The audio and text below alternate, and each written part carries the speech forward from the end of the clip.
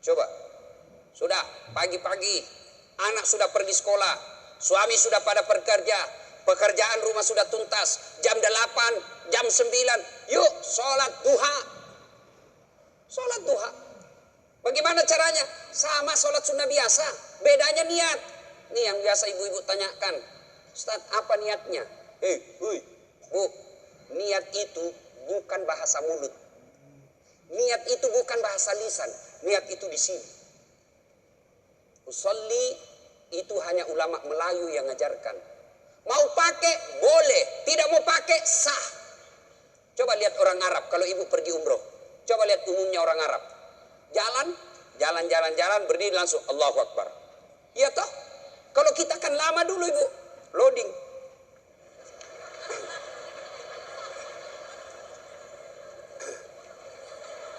Allah. Duduk. Saya tanya, kenapa tidak jadi sholat ibu? Saya lupa sholinya. Boleh tidak ucapkan. Mau ucapkan silahkan. Sholli sunnatal duha. Raka'ataini lillahi ta'ala. Saya niat sholat sunnah duha. 2 rakaat. Sunnah hukumnya bagi saya lillahi ta'ala. Allahu Akbar. Tuh. Tidak hafal juga itu Ustaz. Ambil jalan pintas.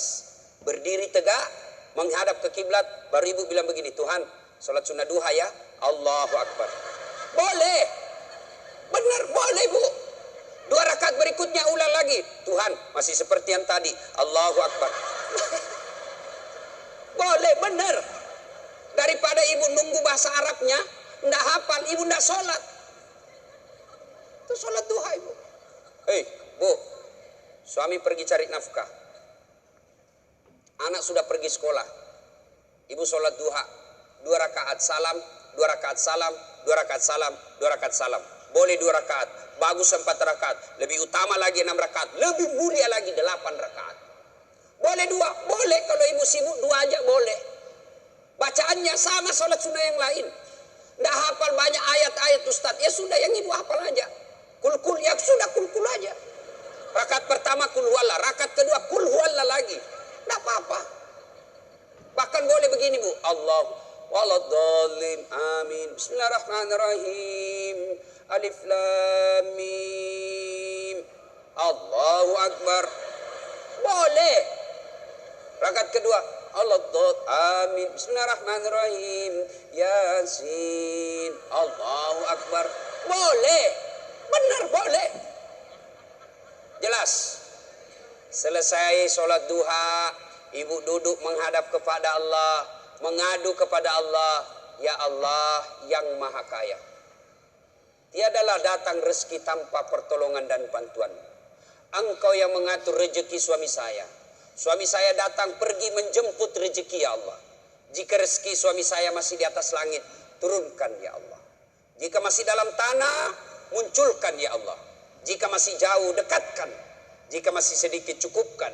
Dan yang lebih penting ya Allah, berkahkan. Doa tidak harus bahasa Arab. Banyak orang selesai sholat, baca doa. Tapi dia tidak tahu apa jadinya doa. Doa itu tidak harus bahasa Arab. Nih, rezeki saya. Belum sholat duha ini sudah keluar. Langsung 2, ada pula rotinya. Masya Allah ya. Coba ibu. Doa, dengar ibu. Doa tidak harus bahasa Arab. Doa itu kalau bahasa Bugisnya mapaletu. Bahasa gaulnya curhat. Silakan ibu curhat. Bahasa hati. Bukan bahasa Arab. Ibu bahasa Arab belum lagi salah ucap. Tidak ngerti apa yang ibu baca. Malaikat bingung. Apa maksudnya ini ibu ini? Apa maksudnya ini ibu? Mau minta rezeki ternyata doanya apa? Minta anak. Bingung kan malaikat. Jadi boleh bu. Ya Allah, bukakan pintu rezekiku ya Allah. Mudahkan suamiku memperoleh rezekinya ya Allah. Sudah itu SMS suami. Bang, jangan menghalalkan segala cara. Baru aja aku doakan abangku selamat dalam mencari nafkah. Salam sayang selalu dari istrimu di rumah. Senang itu. Saya ibu, itu istri saya. Kalau dia SMS begitu, saya kasih lihat semua temanku.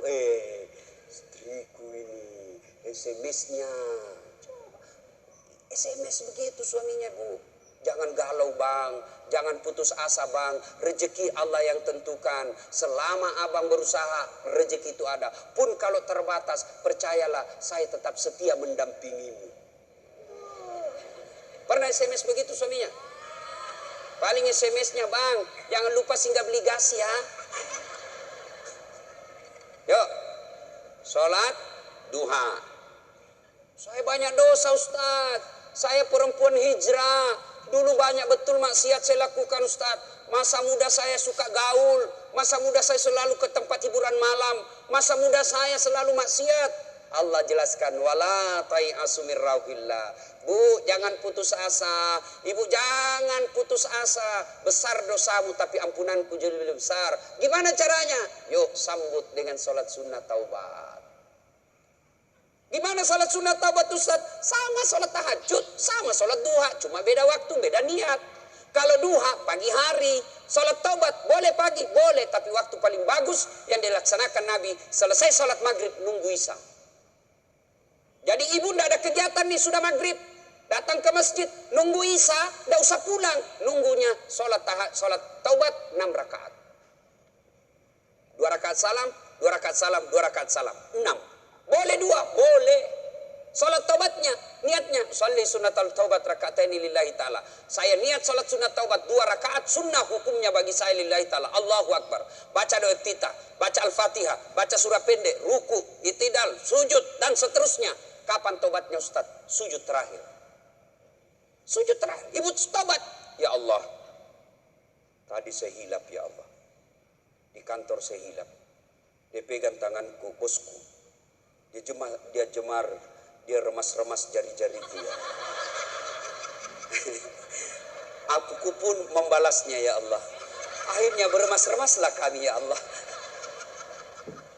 Ya Allah saya hilap ya Allah. Maafkan saya Allah. Rabbana la tusik qulubana ba'da is hadaitana wa hab lana min ladunka rahmah. Ya Allah saya hilap ya Allah. Ampuni saya. Jangan engkau palingkan hati hamba. Jangan engkau sesatkan hati hamba setelah engkau berikan hidayah ya Allah. Ampuni saya ya Allah. Allah ampuni. Yang penting tobatnya tobatan nasuha. Jangan tobat ibu hamil. Ibu-ibu masih ingat waktu hamil? Melahirkan. Ingat waktu melahirkan? Tidak mau lagi saya Pak. Tobat. Hancur saya Pak. Tidak mau lagi saya. Terakhir ini saya ambil, terakhir Pak, tidak mau lagi saya ambil. Terakhir, tidak mau lagi. 6 bulan kemudian, ambil lagi. Ya, nah, banyak jenis-jenis sholat sunnah, tapi lain waktu kita laksanakan, lain waktu kita lanjut. Pertama, dirindukan surga, dirikan sholat. Yang kedua, kata Nabi, wasyamu Ramadan. Berpuasalah di bulan suci Ramadan. Alhamdulillah tuntas puasa Ramadan. Tapi jangan puas sampai di situ Bu. Maka kita lanjutkan dengan puasa Senin Kamis. Ya, puasa yang paling baik. Puasa yang tidak pernah ditinggalkan Rasulullah. Puasa Senin Kamis. Bu-ibu nih yang agak lebih berat badannya. Bukan gemuk. Cuma perbandingannya kurus. Bukan. Orang bilang, Ustadz kurus betul. Bukan kurus, kamu yang gendut. Yang lebih berat badannya, yuk terapi Senin Kamis.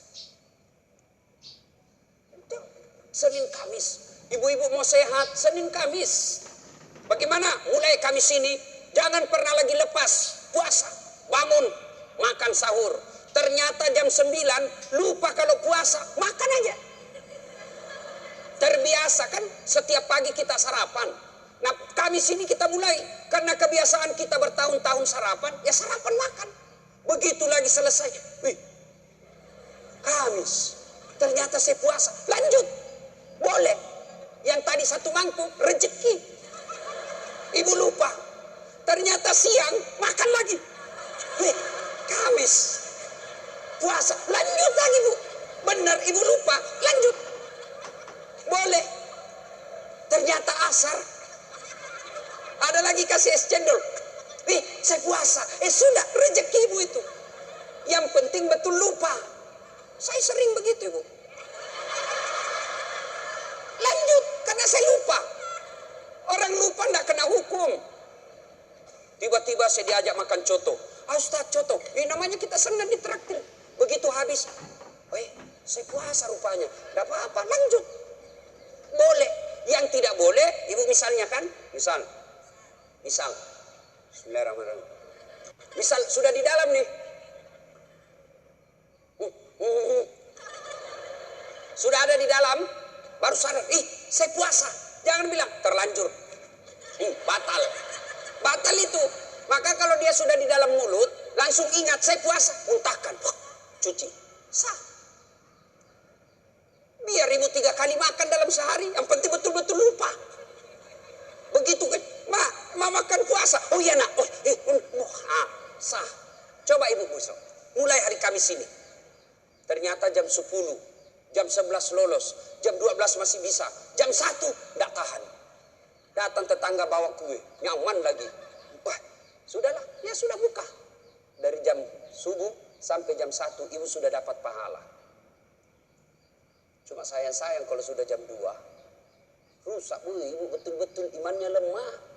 Masa sudah setengah jalan masih membuka. Tapi pun kalau buka karena sakit, silahkan buka. Sudah dapat pahalanya itu. Coba mulai Kamis ini. Itulah yang disebut majelis taklim yang sukses. Ada perubahan tiap pekannya, ada perbaikan tiap bulannya. Tahun lalu belum biasa Senin Kamis. Tahun ini terbiasa Senin Kamis, majelis taklim yang manfaat. Ya, Senin Kamis. Yang ketiga, karena waktu yang sangat terbatas, ini dirindukan oleh surga. Apa itu? Menaati perintah suami. Ini yang berat ini. Taat sama suami ini berat. Bu, berat. Bu, dengar Ibu. Ada pada zaman Nabi, bertetangga nih. Tiba-tiba ibu yang tetangganya ini wafat, ibunya. Maka tetangganya datang. Misal nih, dia bertetangga. Meninggal ini tetangganya, dia datang panggil anaknya, anak tetangga. Waji, emak sampean wafat. Datanglah membesuknya. Mulai dari sakit. Mohon maaf Bu, saya tidak bisa besuk ibu saya. Saya tahu sakit, tapi suamiku keluar. Saya dipesan tidak boleh pulang, tinggalkan rumah sebelum pulang. Pulang yang utusan. Sakaratil maut sudah ibunya, datang lagi. Oh, ibu sampean sudah sakaratil maut. Datanglah kau besuk. Mau sekali, tapi mohon maaf suami saya belum pulang. Pulang lagi utusan. Wafat ibunya. Oh, yang terakhir kalinya, bumu sudah wafat, maka mau dimakamkan. Kau datanglah sekali aja sebelum dimakamkan. Apa kata ibu? Mohon maaf, suami saya belum pulang. Saya dilarang keluar sebelum pulang. Saya doakan ibu saya dimakamkan. Tidak datang ini anaknya. Marah ini utusan. Dia datang kepada Nabi melapor. Ya Rasulullah, keterlaluan betul itu tetangga saya. Mulai dari sakit, sakaratil maut, sampai wafat, dimakamkan, tidak datang besu ibunya. Saya 3 kali datang memanggilnya, ya Rasul. Nabi kata, wih, nak durhaka betul itu. Kok bisa begitu? Kenapa bisa?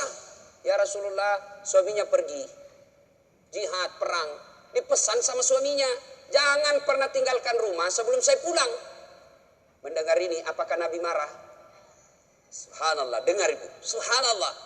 Nabi lalu bersabda, Alhamdulillah, diampuni dosa ibu yang wafat karena punya anak, istri yang taat sama suaminya. Masya Allah. Kira-kira masih ada istri zaman sekarang begini? Masih ada.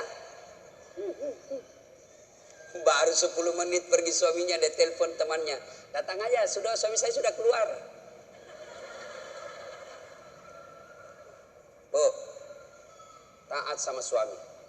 Itu pintar redanya ibu masuk surga. Ibu mau tahu enggak fungsi utama suami?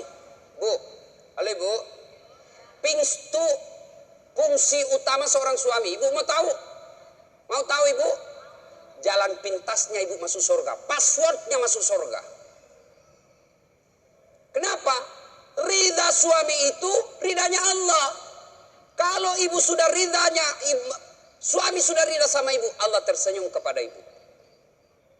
Sebaliknya kalau suami tidak senang sama ibu, tidak pernah baik hatinya suami sama ibu, percayalah, susah ibu masuk surga. Betul, ridhanya Allah itu tergantung ridha suami. Kenapa bisa Ustaz? Karena kami ini suami yang nanggung ibu dunia akhirat. Ibu kira enak jadi suami? Dipikir bagaimana supaya kita bisa beli mobil, ibu bisa enggak kena matahari jalan.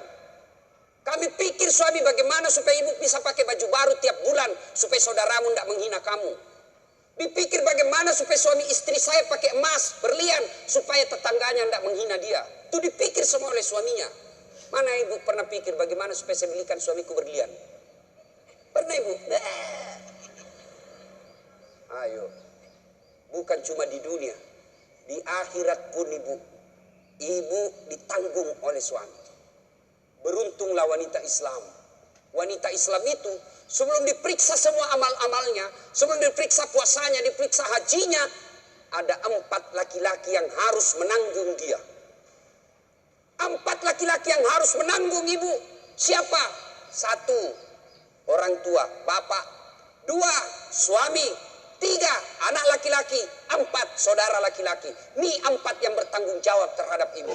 Kenapa itu perempuan dia pakai jilbab? Ditanya suaminya, ditanya bapaknya, ditanya anak laki-lakinya, ditanya saudara laki-lakinya. Ternyata ini 4 laki-laki yang tidak beres, maka ibu bebas tugas. Itu enaknya jadi perempuan Islam. Beda kami laki-laki. Biar kami sholat, ketua majelis ulama, hafal Quran, istrinya tidak pakai jilbab, istrinya tukang gosip, istrinya tidak puasa, istrinya tidak nutup aurat, istrinya tidak sholat. Demi Allah, ku ampusakum wa ahliku. Suamimu, nih kau masuk neraka sama istrimu. Ditanggung ibu dunia sampai akhirat.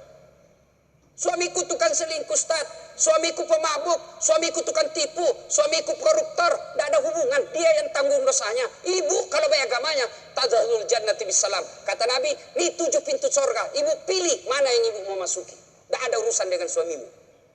Itu enaknya. Jadi ibu jangan suka ngomong-ngomong. Beruntunglah ibu menjadi wanita Islam.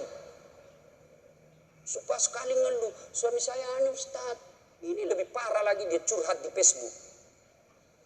Ada juga ibu-ibu sekarang suka sekali ungkap-ungkap aib suaminya di medsos. Di mana di kau?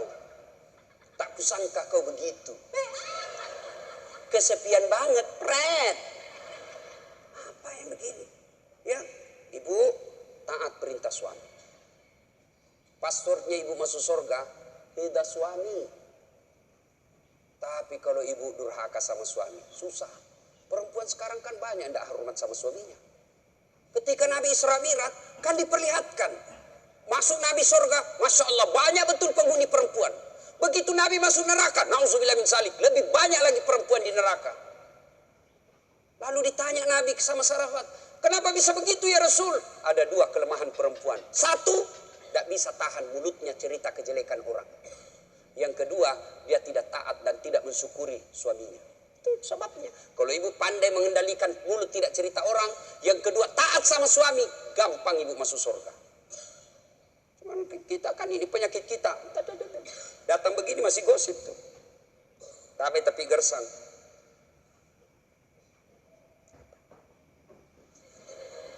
Apa-apa. Apa sih? Enggak, gue coba tanya dong. Saya pun digosip. Begitu saya lewat, itu juga bajunya waktu di TV One. Ada urusan. Nenek boy. Palsu. Aku tahu. Hitam itu di gelangnya. Palsu. Palsu lipstiknya. Kenapa kau tahu?